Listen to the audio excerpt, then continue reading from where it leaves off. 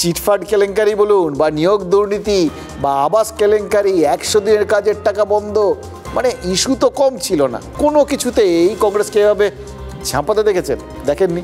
তাহলে এবার পেছন থেকে তাদের ঠেলাটা মারলো কি, যে একদম এরকম মরিয়া হয়ে নেমে পড়লো? আসলে ধাক্কাটা তো মেরেছেন একজনই, মমতা ব্যানার্জি। এই যে তিনি বাঙালিয়ান আন্দোলনে জোর দিয়েছেন, এর থেকে বড় ঠেলা আর কিছু হয় নাকি? একে তো এমন একটা ইস্যু যাতে একই সঙ্গে পুরনো ঐতিহ্য আর ইতিহাস জুড়ে রয়েছে, যে দুটোকে একদম নিজেদের সম্পত্তি বলে মনে করে কংগ্রেস, ওই ঐতিহ্যশালী প্রাচীন দল তো। আর তার উপরে দেখুন, খালি বারবার গোটা ব্যাপারটার মধ্যে তিনি আর বিজেপি বলে একটা বাইনারি তৈরি করার চেষ্টা করে দিচ্ছেন। মাঝখান থেকে কংগ্রেস বলে যে কিছু আছে, সেটাই তো মোটামুটি লোকজন ভুলে যেতে বসেছিল। তাই ঠেলাটা যে মোক্ষম লেগেছে তাতে কোনো সন্দেহ নেই।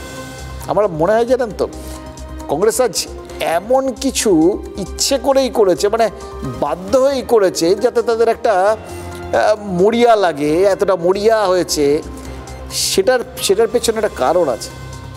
এই বাঙালি অস্মিতা রক্ষার যে ক্ষীরটা তৃণমূল একা খেতে চাইছে, সেই বাঙালিয়ানার ক্ষীরটা এঁটো করে দেওয়াই তাদের আসল উদ্দেশ্য ছিল।